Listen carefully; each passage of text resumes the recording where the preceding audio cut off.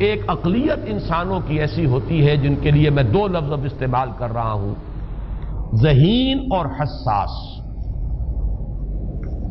ذہین اور حساس لوگوں میں قبض اور بسط کی کیفیت، یہ مختلف سائیکلز ہیں جو آتی رہتی ہیں۔ کبھی طبیعت میں پشمردگی ہے، دل بجھا ہوا سا ہے، کچھ نا امیدی سی ہے، خود اپنے اوپر اعتماد کی کمی محسوس ہو رہی ہے، مجھ میں صلاحیت نہیں ہے، میں کچھ نہیں کر سکتا، اب تک جو کچھ کیا اس کا بھی ہے، امنگ بھی ہے، امید بھی ہے، روشن پہلو نظر آ رہے ہیں۔ قبض کی کیفیت میں تاریک پہلو نظر آتے ہیں، مایوسی کے پہلو نظر آتے ہیں، پیسیمزم کی کیفیت، اور یہ جو بسط کی کیفیت ہے اس میں روشن پہلو۔ دیکھو یہ بھی تو ہے نا، آخر یہ بھی تو ہوا ہے اور بھی ہو سکتا ہے، آخر اب تک میں نے یہ کام بھی تو کر لیا، آگے بھی مشکل آسان ہو سکتی ہے۔ یہ دو کیفیات ہیں قبض اور بسط کی، جن کو کہ صوفیاء کرام نے یہ اصطلاحات، یہ عنوان دیے، قبض اور بسط۔ جتنی انسان کے اندر حساسیت کی کیفیت زیادہ ہوگی، ذہانت زیادہ ہوگی، اتنا ہی یہ جو ویوز ہیں اس کی ایمپلیٹیوڈ زیادہ ہوتی ہے۔ کم ذہین انسان ہے، کم حساس ہے، آئیں گے تو صحیح ہے، لیکن یہ کہ وہ ویو جو ہے اس کا ایمپلیٹیوڈ جو ہے اس کے اندر اوپر اور نیچے کی کیفیت زیادہ نہیں ہوگی۔ لیکن جتنا یہ معاملہ بڑھتا ہے یہ جو ویو ہے اس کی ایمپلیٹیوڈ بڑھتا چلا جاتا ہے۔ لیکن نارمل انسان کا معاملہ یہ ہے کہ یہ حدود کے اندر رہے، اسی کی ایک کیفیت جو ہے اب نارمل جب ہو جاتا ہے، یہی ہے جو جدید ہماری جو سائیکولوجیکل میڈیسن ہے اس میں اسے مینیکس ڈپریسو سائیکوسس کہا جاتا ہے۔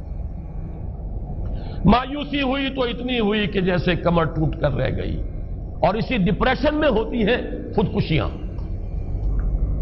خودکشی کر جاتا ہے ڈپریشن۔ کچھ روشن پہلو نظر ہی نہیں آ رہا، کوئی امید کا پہلو نظر ہی نہیں آ رہا، کوئی صورت نظر نہیں آتی، کوئی امید بن نہیں آتی، کس طرف جاؤں، کدھر دیکھوں، کسے آواز دوں، اے ہجوم نامرادی دل بہت گھبرائے ہے۔ اور جب آدمی محسوس کرتا I can't face these realities، یہ commits suicide۔ یہ اور جب کیفیت ہوتی ہے انشراح کی تو آدمی خوب بھاگ رہا ہے، دوڑ رہا ہے، امنگ ہے، محنت ہے، دوڑ رہا ہے، امیدیں ہیں، اب ہر چیز کا روشن پہلو نظر آ رہا ہے۔ عجیب ہے یہ، اصل میں مجھے کچھ تجربہ بھی ہوا ہے، ہمارے خاندان میں بھی یہ مرض موجود رہا۔ میرے والد مرحوم کافی طویل عرصے اس مینیک ڈپریسو سائیکوسس کے مریض رہے۔ کچھ ہوتا ہے یہ معاملہ، ویسے بھی شاید ہمارا خاندان جو ہے اس کیٹیگری میں آتا ہے جس میں ذہانت نسبتاً کچھ زیادہ ہے، حساسیت بھی نسبتاً کچھ زیادہ ہے۔ یہ دوسری بات ہے کہ کوئی شخص جو ہے یہ فلسفے کے طور پر اختیار کر لے کہ اپنے آپ کو ڈھیٹ بنا لینا ہے، یہ فلسفہ بھی بن سکتا ہے، لیکن یہ ہے کہ اگر آدمی چھوڑ دے اپنی طبیعت کو تو یہ دونوں کیفیات آتی ہیں۔ انہی کیفیات میں اگر یہ جو اپورڈ اینڈ ڈاؤنورڈ موومنٹ ہے یہ ایک حد سے نکل جائے تو یہ بیماری ہے مینیک سائیکوسس، مینیک ڈپریسو سائیکوسس۔ اس میں جب آدمی ہوتا ہے وہ اپر کیفیت میں تو اس کے اندر بڑی عظیمت ہے، روشنی ہے، امید ہے، لوگوں سے گفتگو کر رہا ہے، حق بول رہا ہے، خوب جو ہے محفل کے اندر، اب وہ محفل میں اسے دلچسپی محسوس ہو رہی ہے اور اسے ہر چیز کا روشن پہلو نظر آ رہا ہے، خود اپنے وجود کا بھی روشن پہلو، دوسروں کے وجود کا بھی، دوسروں کی بات میں سے بھی وہ اچھا پہلو تلاش کریں گے، وہ برا پہلو تلاش نہیں کریں گے۔ جب دوسری کیفیت ہے ڈپریشن کی، ہر ایک کی بات میں کوئی برائی نظر آئے گی، کوئی اس کی نیت کا فطور ہے، کوئی فساد ہے، کوئی یہ جو ہے بدنیتی کے ساتھ یہ بات کر رہا ہے، کوئی خیر کہیں ہے ہی نہیں، برائی ہی برائی ہے، مایوسی ہی مایوسی ہے، بدلی ہی بدلی۔ یہ ہے در حقیقت وہ کیفیت، اس کو غالب نے بہترین انداز میں تعبیر کیا ہے۔ ذہین اور حساس انسانوں میں ان کی جو ترقی ہے وہ انہی مراحل سے ہو کر گزرتی ہے، اور ہر ڈپریشن کے بعد، ڈپریشن میں اس سینس میں استعمال نہیں کر رہا یعنی بیماری کی حد تک پہنچنے والی ڈپریشن نہیں، صرف قبض کی حد تک پہنچنے والا معاملہ، ہر قبض کے بعد جب بسط آتا ہے تو آگے ترقی ہوتی ہے، جس کو آپ کہتے ہیں بائی لیپس اینڈ باؤنڈس، آدمی جو ہے چھلانگ لگاتا ہے، گویا کہ ایک درجہ جو پہلے تھا اس سے آگے درجہ انسان کا جو ہے اس سے بلندر پوزیشن پر انسان پہنچتا ہے. ہر قبض کے بعد جو نیا بسط آتا ہے وہ ایک نئی کیفیت، نئی شان، نئی بلندی، نئی رفعت لے کر آتا ہے. اس کو غالب نے تعبیر کیا ہے بہت خوبصورت انداز ہے. رکتی ہے میری طبع تو ہوتی ہے رواں اور. یعنی شاعر بھی کبھی ایسا وقت آتا ہے شعر جو ہے وہ اس پر نازل ہی نہیں ہو رہا، شعر نہیں کہہ پا رہا، طبیعت میں رکاوٹ سی ہے، بندش سی ہو گئی ہے، کوئی کلام موضوع ہو ہی نہیں رہا. لیکن پھر جب یہ کیفیت جو ہے بدلتی ہے اور جب پھر بسط کی کیفیت آتی ہے، رکتی ہے میری طبع تو ہوتی ہے رواں اور، پھر اس کے اندر ایک جولانی نئی ایک کیفیت جو ہے انشراح کی، وہ ایک بالکل نئی کیفیت نئی شان کے ساتھ. یہ ہے وہ معاملہ جو ان آیات مبارکہ کے پس منظر میں ہے. اسی لیے اب میں آپ کو اس کا حوالہ دے رہا ہوں. تفسیر مظہری میں قاضی ثناء اللہ پانی پتی رحمت اللہ علیہ نے بہت عمدہ بات فرمائی ہے کہ حالت قبض اگر کسی شخص پر طاری ہو تو اس حال میں اکسیر کا درجہ رکھتی ہے یہ سورہ مبارکہ، اس لیے کہ یہ نازل ہوئی ہے محمد الرسول اللہ صلی اللہ علیہ وسلم پر اسی حالت قبض میں. وَالضُّحَىٰ وَاللَّيْلِ إِذَا سَجَىٰ مَا وَدَّعَكَ رَبُّكَ وَمَا قَلَىٰ وَلَلْآخِرَةُ خَيْرٌ لَكَ مِنَ الْأُولَىٰ وَلَسَوْفَ يُعْطِيكَ رَبُّكَ فَتَرْضَىٰ أَلَمْ يَجِدْكَ يَتِيمًا فَآوَىٰ وَوَجَدَكَ ضَالًّا فَهَدَىٰ وَوَجَدَكَ عَائِلًا فَأَغْنَىٰ. یہ تمام آیات اب معلوم ہوگا کہ جیسے موتی پروئے ہوئے.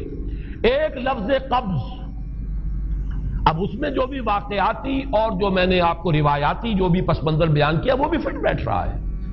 وہ خودکشی کا معاملہ بھی آ گیا، اس میں فٹ بیٹھ رہا ہے کہ بخاری شریف میں روایت موجود ہے کہ حضور فرماتے ہیں کہ میری طبیعت پر اس درجے اضطراب تھا، اتنی کیفیت جو ہے میری تشویش کی تھی کہ میرے دل میں بار بار خیال آتا تھا کہ پہاڑ پر چڑھ کر اپنے آپ کو نیچے گرا دوں.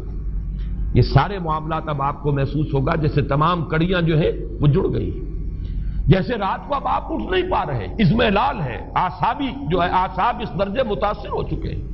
صرف یہ ایک احساسات کی کیفیت نہیں ہے، آپ کی قوت فعلی جو ہے، قوت عملی، وہ بھی اس درجے متاثر ہو چکی ہے کہ کئی راتیں گزر گئی اور آپ رات کو نہیں اٹھ سکے، جس پر کہ ام جمیل کو یہ کہنے کا موقع مل گیا کہ معلوم ہوتا ہے محمد تمہارا شیطان تمہیں چھوڑ گیا. اب یہ جملہ اپنی جگہ پر اس کی کاٹ ہے یقیناً، اس سے یضیق صدرک بما یقولون، لیکن وہ کیفیت جس کی وجہ سے یہ جملہ آیا ہے اس پر نگاہ دوڑائیے، اس پر نگاہ کو مرکوز کریں گے تو معلوم ہوگا ایک لفظ قبض، یہ قبض کی ایک کیفیت تھی. اس قبضی کی کیفیت کا ایک مظہر یہ ہے چونکہ یہ بھی تو در حقیقت قلب مبارک جو ہے محمد الرسول اللہ صلی اللہ علیہ وسلم کا، اسی پر تو وحی کا نزول ہوتا تھا. یہ بھی وہی داخلی احساسات و کیفیات کا معاملہ ہے، یہی بھی در حقیقت یہ واردات قلبیہ ہی کا سارا معاملہ ہے. اس کو آپ خارج سے تعبیر نہیں کر سکتے، نہ ابھی کوئی ایسے مصائب تھے، نہ ایسی کوئی مشکلات تھیں، نہ ابھی کوئی رد و قضا ایسی شروع ہوئی، نہ ابھی کوئی بحث و نزاع کا معاملہ ایسا ہوا، نہ کوئی ابھی کوئی فزیکل پرسیکیوشن شروع ہوئی. یہ سب داخلی ہی کیفیات ہیں، اور ان داخلی کیفیات کے حوالے سے ان سورہ مبارکہ کو اگر صحیح سمجھا ہے تو صوفیہ نے سمجھا. وہ جو اقبال کا شعر ہے کہ کچھ جو سمجھا میرے شکوے کو تو رضواں سمجھا، مجھ کو جنت سے نکالا ہوا انسان سمجھا. اور کون سمجھے گا؟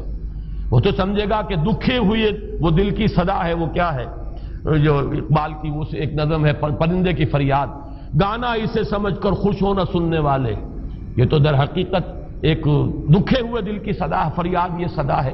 تو یہ کیفیت جو ہے رضوان سمجھ سکا ہے جو کہ داروغہ جنت ہے، اس نے سمجھا یہ وہی آدم جو نکالا گیا تھا یہاں سے، یہ اس کی فریاد ہے.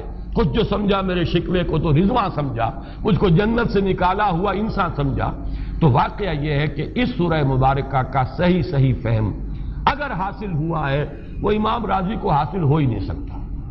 وہ عقل اور منطق کی گتھیاں سلجھانے والے آدمی ہیں، اپنی جگہ ان کی کنٹریبیوشن بہت.